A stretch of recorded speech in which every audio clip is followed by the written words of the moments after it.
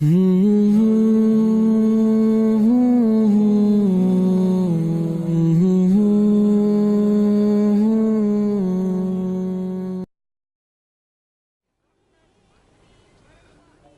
السلام علیکم ورحمۃ اللہ وبرکاتہ۔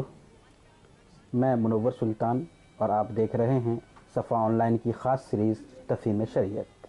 تفہیم شریعت سیریز کے اس ایپیسوڈ میں ہم بات کریں گے مہر کے بارے میں۔ اسلام نے عورتوں کو جو حقوق دیے ہیں اس میں ایک اہم حق مہر ہے، جو شادی کے موقع پہ طے ہوتا ہے اور اس کی ادائیگی ضروری ہوتی ہے۔ لیکن ہم دیکھتے ہیں کہ مہر کے بارے میں عام طور پہ بڑی بے توجہی بلکہ کوتاہی پائی جاتی ہے۔ شادیوں میں لاکھوں نہیں اربوں اور کھربوں روپے خرچ کیے جاتے ہیں، لیکن مہر کی تھوڑی سی مقدار جو عورت کو دینا لازم ہوتا ہے، شریعت نے جس کو ضروری قرار دیا ہے، اس کی جانب توجہ نہیں ہوتی۔ تو آج ہم اسی پہ بات کریں گے کہ مہر کی شرعی حیثیت کیا ہے اور مہر کے بارے میں جو کوتاہی پائی جاتی ہے وہ کوتاہی کیسے ختم ہو سکتی ہے۔ اس موضوع پر بات کرنے کے لیے ہمارے ساتھ موجود ہیں مشہور عالم دین مولانا جہانگیر عالم قاسمی صاحب، صدر انجمن فلاحی بیت المال لکھنؤ۔ مولانا، ہمارے پروگرام میں آپ کا استقبال ہے۔ آج ہم بات کریں گے، چونکہ آج عورتوں کے حقوق کی خاص طور پہ بات ہو رہی ہے، تو ایک اہم حق جو اسلام نے دیا ہے، اور میں سمجھتا ہوں کہ کسی مذہب میں شاید اس کی مثال نہیں، کہ شادی کے وقت عورت کو ہی ایک خطیر رقم دینا ضروری ہوتا ہے جس کو مہر کہتے ہیں۔ یہ شاید کہیں اور نہیں ہے۔ تو اس کی شرعی حیثیت کیا ہے اور یہ کتنا ضروری ہے، اس پہ آپ کیا؟ بسم اللہ الرحمن الرحیم۔ اعوذ باللہ من الشیطان الرجیم۔ وآتوا النساء صدقاتہن نحلہ، صدق اللہ مولانا العظیم۔ قرآن حکیم کی اس آیت مبارکہ کے ذریعے سے اللہ تعالیٰ نے مہر کے تعلق کو بہت واضح کر دیا ہے کہ عورتوں سے جو تم عہد و پیمان کر لو، جو تم مہر طے کر لو، اس کو تم راضی خوشی خوشی ادا کر دو۔ نحلتن کا مطلب ہے خوش دلی کے ساتھ اس کو ادا کر دیا جائے۔ ہمارے ہندوستان کا ماحول مزاج یہ ہے کہ عموماً نکاح ہوتا ہے تو نکاح میں ساری خرافات اور ساری چیزیں طے کر لیتے ہیں، مہر بھی طے کر لیتے ہیں، لیکن ادائیگی کی نوبت نہیں آتی ہے۔ اکثر و بیشتر میں نکاح پڑھاتا ہوں تو جب نکاح کا وہ خانہ آتا ہے مہر کا کہ 50,000 روپے مہر ہے، 51,000 روپے مہر ہے، فلاں ہیں، تو میں لکھتا ہوں کہ معجل یا مؤجل، تو کہتے ہیں وہ ادھار۔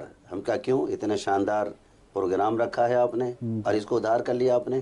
قرآن کا تو حکم یہ قرض ہے، قرض کی ادائیگی تو فی الفور ہونی چاہیے تھی۔ اور سچی بات یہ ہے کہ عورت کی جو اصل ذاتی ملکیت ہوتی ہے، یہ اکلوتی ملکیت عورت کی ہے۔ جب تک ماں باپ کے پاس رہتی ہے کوئی اس سے دولت پیسہ نہیں مل پاتا، چلے کوئی ضروری کام اس کے لیے دے دیں۔ شادی کے وقت ہی جو کچھ ہوتا ہے، جہیز، کپڑے اور دیگر سامان والدین دیتے ہیں۔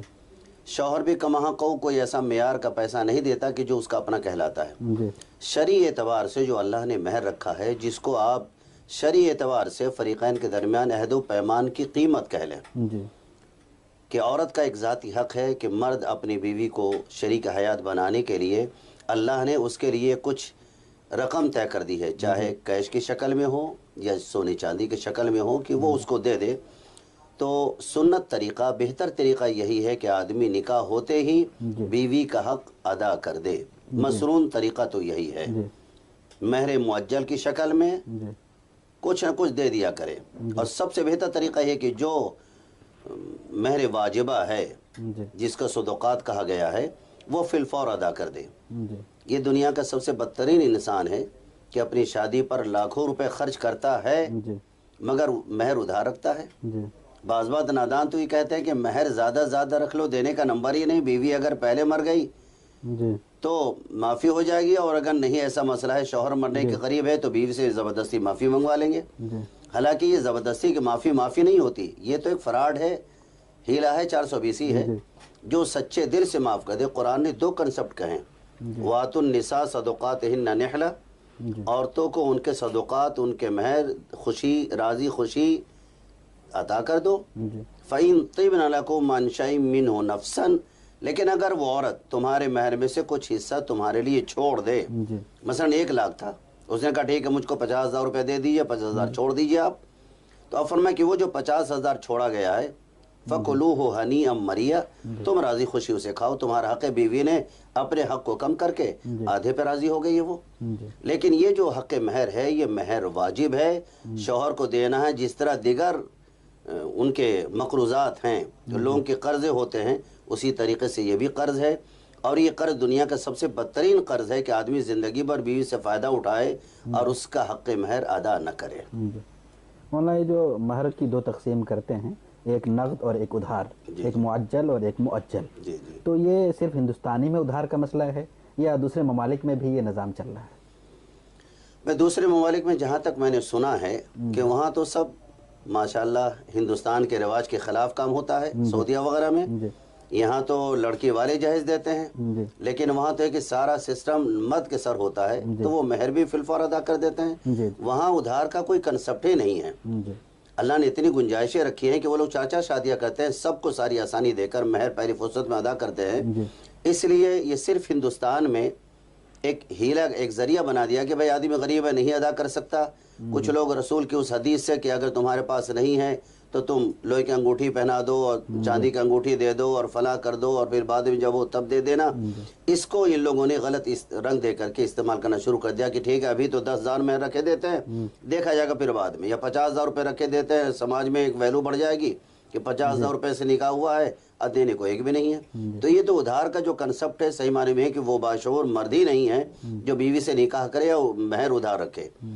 हज़ारों लाखों रुपए टेंट वगैरह पे खर्च कर देते हैं, खानों पे खर्च कर देते हैं, नाम नमूद पे खर्च करते हैं और बेचारी का महर उधार रहता है। तो ये तो सरासन बीवी के हक़ के साथ जालिमाना रवैया है कि बस इधर उधर नामवरी के ऊपर खर्च कर दिया जाए और जो हक़ वाजिब है वो औरतों को न दिया जाए। मैं समझता हूँ कि सरासर नाजायज़ है और गुनाह का तरीक़ा ये है कि किसी का हक़ मार लिया जाए, भले ही वो अच्छे फिजा में क्यों ना मारे, लेकिन किसी का हक़ मारना गाली बक करके है। और एक है कि मोहब्बत के साथ मीठा अंदाज में उसको बहलाया जाए और उसका हक़ न दिया जाए, तो सरासर नाइंसाफ़ी और जुल्म है ये। मतलब जो कर्ज़ होता है तो आम तौर पे जो कर्ज़ लेता है उसके जहन में एक तस्वुर होता है, हमें कर्ज़ अदा करना है, कर्ज़ के लिए सोचता है, गौर व फिक्र करता है। लेकिन महर, जो उधार महर होता है, ये ऐसा कर्ज़ है जिसके बारे में लोग सोचते भी नहीं। तो ऐसे वो लोग, कुछ लोग हैं जो सोचते होंगे, लेकिन एक बड़ी तादाद ऐसे लोगों की है जो सोचते भी नहीं कि ये भी कोई चीज़ है। तो ऐसे लोगों के बारे में शरन क्या हुक्म है? भाई ज़ाहिर बात है कि हर चीज़ इस्लाम ने जो चीज़ें मर्द पर वाजिब की हैं, जो चीज़ें लाजिम हैं इबादत के तौर पे, निकाह भी एक इबादत है, तो उनके अहकामात का सीखना भी इबादत है। भाई नमाज फ़र्ज़ है तो नमाज के तौर तरीक़े का सीखना फ़र्ज़ है, रोज़े फ़र्ज़ है तो तौर तरीक़े का सीखना फ़र्ज़ है, हज फ़र्ज़ है, ज़कात फ़र्ज़ है, तो सब सीखना फ़र्ज़ है। निकाह को और अल्लाह ताला ने इंसानी ज़िंदगी की तकमील के लिए बेहतरीन ज़रिया बनाया है और निकाह इबादत है, तो इस इबादत के अंदर जो चीज़ लाजिम होती है उसका भी सीखना ज़रूरी है। सच्ची बात यह है कि इस वक्त हिंदुस्तान का माहौल दीन से काफ़ी हद तक दूरी की तरफ जा रहा है। उलमाए दीन निकाह के वक्त बाकायदा तकरीरें करते हैं और मैं खूब अल्हम्दुलिल्लाह हर निकाह में तकरीर करता हूँ और निकाह में महर की शरई हैसियत भी समझाता हूँ कि ये कर्ज़ माफ़ नहीं होगा, प्रेशर डालकर ज़बरदस्ती मनवा करके माफ़ करवा लो, ये धांधली है, ये माफ़ी नहीं होगी। क्योंकि रसूल मोहतरम सल्लल्लाहु अलैहि वसल्लम ने फरमाया है कि लतउद्दनल हुकूक इला अहलिहा हत्ता युक़ादु लिशातिल जलजाई मिन अश्शातिल क़रना, कि क़यामत के रोज़ हुकूक की अदायगी होगी, यहाँ तक कि अगर सींगदार बकरी ने बग़ैर सींग की बकरी को मारा होगा, अल्लाह उन दोनों को ज़िंदा करेगा, बग़ैर सींग की बकरी को सींग देगा और फरमाएगा फ़ज़रिब बिही वकुन तुराबन, तो भी इसे मार ले जितनी ज़रबी तुझको मारी थी दूसरी बकरी ने, और तू मट्टी बन जा। तो जब जानवरों को उनका हक़ दिलाया जा सकता है, तो ये जो मियाँ जी हैं, मियाँ साहब हैं, शौहर साहब हैं, जिन्होंने बीवी का हक़ अदा नहीं किया और बीवी मर गई, हालांकि बीवी मर गई तो उसका जो महर है, ये महर इसमें वरासत जारी होगी, ये हक़ वाजिब है औरत का। अगर शौहर नहीं देता है तो ये सरासर गुनाह और धांधली और जुल्म भी है और जुर्म भी है कि इसके ज़रिए से अगर शौहर है तो उसको हक़ मिलेगा महर में से, औलाद हैं तो उनको हक़ मिलेगा, मरने वाली खातून के माँ बाप हैं तो उनको हक़ मिलेगा, हक़ वरासत उसके महर में जारी होगा, शौहर को भी हक़ मिलेगा। लेकिन उमूमन होता ये कि शौहर इसको दांव दे करके दवा देता कि अब मर गई तो अब महर से लेना क्या है। ये सरासर जुल्म है, ज़्यादती है, नाइंसाफ़ी है, इससे गुरेज करना चाहिए। और उम्मत के जितने अफराद हैं वो शादी करने से पहले महर का तस्वुर कायम कर ले कि शादी में सिर्फ औरत के लिए महर है, 50 जोड़े 25 जोड़े या झुमके और तीम झाम करना ये इस्लाम में नहीं, बल्कि इस्लाम में सिर्फ ये है कि आदमी उसके लिए महर का इंतज़ाम करे। मौलाना, आपने जिक्र किया कि आप जब निकाह पढ़ाते हैं تو مہر پہ خاص طور پہ تاکید کرتے ہیں، لیکن عام طور پہ ایسا نہیں ہوتا. تو کیا ایسا نہیں لگتا ہے کہ ہمارے علماء کرام جو نکاح پڑھاتے ہیں وہ اگر اس مسئلے کو خاص طور پہ وضاحت کریں اور اس کی تفہیم کریں تو شاید ہمارے معاشرے میں کچھ تبدیلی آئے؟ نہیں، الحمدللہ ہم نے اپنے علماء اکرام کو یہ دیکھا ہے کہ جب وہ نکاح پڑھاتے ہیں تو واض و نصیحت کرتے ہیں پوری طرح. میں نے خود تقریریں سنی ہیں بڑے بڑے علماء کرام کی. لیکن عموماً ہوتا یہ ہے، ہندوستان کے چلن ہے کہ لڑکی کی طرف سے وہ نکاح پڑھائے گا جس نے لڑکی کو قرآن پڑھایا ہے، یا لڑکے کی طرف سے جس نے لڑکے کو حافظ جی نے، مولوی صاحب نے یا ماسٹر صاحب نے قرآن پڑھایا تھا وہ نکاح پڑھائیں گے. تب اس میں علماء کرام کو ان ماحول سے چھانٹ دیا جاتا ہے، اور صرف اس لیے کہ جس نے نکاح پڑھایا اس کا حق بنتا ہے کہ اس کو نکاح خوانی دی جائے. لڑکے کو پڑھایا ہے تو دولہا کہتا ہے کہ بھائی میرے استاد ہے وہ نکاح پڑھائیں گے، حالانکہ وہ بالکل جاہل، بس صرف قرآن کریم انہوں نے پڑھ لیا، دین سے کچھ واقفیت نہیں. ایسے لڑکی کو جس حافظ جی نے قرآن پڑھایا تھا، لڑکے والے کہتے ہیں نہیں ہماری بیٹی کو ہمارے حافظ صاحب نے قرآن پڑھایا ہے لہذا وہ نکاح پڑھائیں گے. اور نکاح پڑھانے کے بعد لڑکے والے سے نکاح خوانی لے کر کے 1000 2000 جو بھی ہو ان کی خدمت میں پیش کر دیا جاتا ہے. لیکن یہ امت کے لیے اچھی علامت نہیں ہے. نکاح ایک عبادت ہے، عبادت کو ایسے شخص کے ذریعے سے کرایا جائے کہ جس کے اندر عبادات کو فریضہ عبادت کو انجام دینے کی پوری صلاحیت پائی جائے. اس کے لیے صحیح معنوں میں علماء دین ہیں. امت کی ذمہ داری ہے کہ نکاح کے موقع پر ایسے نیک صالح علماء کا، خطبہ کا انتخاب کیا جائے کہ جو پیش آمدہ مسائل پر بھی جن کی نگاہ ہو، اور نکاح سے تعلق، مہر سے تعلق، فریقین کے درمیان میں، دونوں کے درمیان میں آپس میں تال میل شریک کیسا ہونا چاہیے، ان تمام چیزوں کو وہ بیان کر لے تاکہ دونوں کے درمیان میں اللہ رسول کا پیغام ان کے سامنے آ جائے اور دونوں اس پر عمل کریں تو ان کی زندگی خوشگوار ہو جائے. باقی رہے حافظ وغیرہ تو یہ اپنی اتنا آسانی اور سہولت کے لیے لوگ بلا لیتے ہیں، ورنہ ہونا تو یہی چاہیے تھا کہ علماء دین ہی نکاح کے فریضے کو انجام دیا کریں. مہر کے بارے میں ایک اہم مسئلہ یہ ہے کہ عام طور پہ ہم دیکھتے ہیں کہ جو مہر بہت کم رکھتے ہیں بہت سے لوگ، 786، 92، 111. اب کچھ اس میں اضافہ ہوا ہے. ایک تو یہ مسئلہ ہے. دوسرا یہ مسئلہ ہے کہ جو کرنسی ہے اس کی قیمت مستقل گھٹتی جا رہی ہے. اگر آج 5000 کسی کا مہر رکھا گیا تو 50 سال کے بعد اس 5000 کا کوئی ویلو نہیں ہوگا.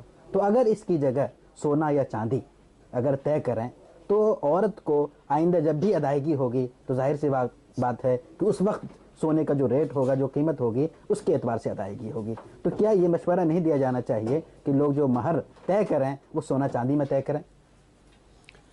نہیں، بات تو بہت اچھی آپ نے کہی ہے کہ سونے کا سلسلہ رہے تو سونے کے اندر بھی اس کی قیمت اپ ڈاؤن ہوتی رہتی ہے. کبھی سونے کی ویلو بڑھتی ہے، کبھی گھٹتی ہے، مارکیٹ اپ ڈاؤن ہوتی رہتی ہے. لیکن سب سے بڑا مسئلہ یہ کہ عورتوں کے حقوق کو کیسے فی الفور حاصل کیا جائے. یہاں اگر پیسہ دے دیا جاتا ہے تو سمجھے کہ بہرحال اس کنڈیشن میں عورت مالک ہو گئی، اب چاہے اسے جھمکے لے لے، جھالے لے لے، کپڑے بنا لے یا دیگر کام کر لے. عورتوں کو تو اصلا ملتا ہی نہیں، چاہے سونا لکھوا دیا جائے، چاہے چاندی لکھوا دیں یا کیش لکھوا دیں، بیچاری اپنے حق مہر سے محروم ہی رہتی ہے. لہذا میں تو سمجھتا ہوں کہ اگر سونا دے تو فی الفور دے دے، اور چاندی دے تو فی الفور دے دے. بھائی زیورات تو دیتے لوگ، رسمن دیتے ہیں. رسمن نہ کر کے اس کو شرعن کر دیں کہ بھائی ہم ایک سونے کا ہار لائے ہیں دلہن کے لیے، ہم اسے مہر میں دیتے ہیں. لڑکا بھی بری ذمہ ہو جائے گا مہر سے، اور دلہن بھی اپنی اصل ملکیت کے اوپر قابض ہو جائے گی. سب سے بہتر طریقہ تو یہ ہے کہ رسم کو نہ نبھاتے ہوئے جو لڑکے کی طرف سے زیورات، جھمکے، جھالے، کان کی بالی یا ٹینکا یا سونے کے ہار یا انگوٹھیاں جو کچھ بھی آتی ہیں، وہ کہتے ہیں بھائی ہم دلہن کو ہم اس کو مہر میں دیتے ہیں. اب یہ کہ وہ شوہر بھی بری ذمہ ہو گیا اور دلہن بھی بری ذمہ ہو گئی کہ اس کو اس کا پورا حق مل گیا، مہر مل گیا. لیکن جہاں تک رہی بات کہ سونے پہ دیا جائے تو اس وقت حالات تو ایسے ہیں کہ کیش نہیں مل پاتا ہے، سونا کہاں ملے گا. سب سے بڑی بات یہ ہے تو جو فی الفور نقد مل جائے وہی غنیمت ہے. سونا مل جائے تو زہ نصیب، پیسے مل جائے تو زہ نصیب. لیکن بہتر یہ ہے کہ عورت کو اس کا حق دے دینا چاہیے پہلی فرصت میں. اس حوالے سے ہمارا آخری سوال یہ ہے کہ مہر ایک لازمی حق ہے جو مردوں پر ضروری ہے. ہندوستان کا مزاج یہ ہے کہ عام طور پہ ادھار ہوتا ہے، 80-90% ادھار ہی ہوتا ہے، دیا نہیں جاتا ہے. تو اس حوالے سے کہ ماحول کیسے تبدیل ہو، جو نوجوان ہیں، نوجوانوں کا طبقہ ہے جو شادی کی دہلیز پہ کھڑے ہیں، ان کی ذمہ داری کیا ہوتی ہے؟ آپ ایسے نوجوانوں سے کیا کہنا چاہیں گے؟ میں جب تک مسجد میں خطیب رہا تب اور اب بھی شادی کے موقع پر میں جب تقریر کرتا ہوں تو میں یہی کہتا ہوں کہ نوجوانوں ان تمام خرافات سے اپنے آپ کو بچاؤ. جتنے خرافات تمہارے سماج کے اندر ہیں फ्रूट है और दही है और मछली है और सेब है, ये जो 5-5 किलो एक पसेरे लेके जाते हो, इस्लाम इसकी कोई हैसियत नहीं। ये समाजी और बरहमनियत, इसको ख़त्म करो। तुम्हारे ज़िम्मे अल्लाह ताला ने महर रखा है, बस महर का इंतज़ाम करो। एक जोड़े ले लो, जाके दुल्हन से कबूल करवा लो, हिजाब करा लो, दुल्हन को महर दे दो, अपने घर लेकर के आओ। औलिम वलो बिशात। ये जो तुम हंगामे करते हो कि 1-1 लाख, 1.5 लाख, 2-2 लाख, 3-3 लाख रुपए नामोनमूद शोहरत के ऊपर खर्च करते हो, खुदा रहा ये ना करो। जो गुंजाइश है तुम्हारी, कर्ज लिए बगैर, तंगी के बगैर, आसानी के साथ जो तुम वलीमा कर सकते हो। नबी ने तो हज़रत अब्दुर्रहमान इब्न औफ से कहा था कि औलिम वलो बिशात, एक बकरा काट लो, खिला दो। आपको ये किसी ने कहा कि 1.5 लाख रुपए का बारादरी बुक कराएं और 50,000 महर है, आप दुल्हन का महर नहीं देते हैं? ये बड़ी बेगैरती की बात है। मर्द के लिए समझिए कि इंतहाई गिरी हुई है, घटिया बात है कि वो बीवी के जिस्म को इस्तेमाल कर ले और उसका हक पेमेंट न करे। ये इंतहाई गलाजत की बात है। हम हर नौजवानों से यही दरख्वास्त करेंगे कि वो अपनी शादी से पहले बजाय सोने की अंगूठी, चांदी की अंगूठी और 50-50 जोड़े बनाने के बजाय वो अपने महर का इंतज़ाम करें और शादी के वक्त फिलफौर मजमे आम के अंदर जिस वक्त कादी साहब कबूल करवाएं, उसी वक्त वो अपना हक़ महर सोने की शक्ल में, चांदी के ज़ेवरात की शक्ल में या कैश या चेक की शक्ल में वो अपनी बीवी के हवाले कर दे, काजी के हवाले कर दे, काजी उसके हवाले कर दे, भाई तुम्हारा महर हो गया। सारे समाज के लोग होंगे, बारात के जितने लोग हैं वो सब के सब इस चीज़ को देख लेंगे। भाई ये बहुत अच्छा तरीका है कि नौशा ने सबसे पहले मुलाकात से पहले ही उसने ये महर अदा कर दिया। ये सबसे अच्छा तरीका है। उम्मीद है कि हमारे नौजवान इसके ऊपर गौर करेंगे और अपनी शादी के लिए अपने लिए वो लानत इख्तियार नहीं कर लेंगे कि जो कर्ज लेने वालों का तरीका होता है, बल्कि अपनी बीवी के साथ हुस्न सुलूक करते हुए उनके साथ इस दवाजी रिश्ता कायम करने से पहले पहले हक़ महर अदा करके दुनिया और आखिरत की सुरखरुई हासिल करेंगे। बहुत शुक्रिया, जज़ाकल्लाह। नाज़रीन, आप देख रहे थे सफ़ा ऑनलाइन का ख़ास प्रोग्राम तफ़हीम शरीयत, और अभी आपने महर के बारे में तफसील से गुफ्तगू सुनी। आज हमारे साथ गुफ्तगू के लिए मौजूद थे मौलाना जहांगीर आलम कासमी साहब। अगर आपको हमारी ये गुफ्तगू और हमारा एपिसोड पसंद आए तो इसको ज़रूर लाइक कीजिए, शेयर कीजिए, और अगर आप शरीयत के हवाले से कोई बात जानना चाहते हैं, पूछना चाहते हैं, तो हमें ज़रूर मैसेज करें। इंशाअल्लाह आपको ज़रूर जवाब दिया जाएगा। बहुत बहुत शुक्रिया, जज़ाकल्लाह।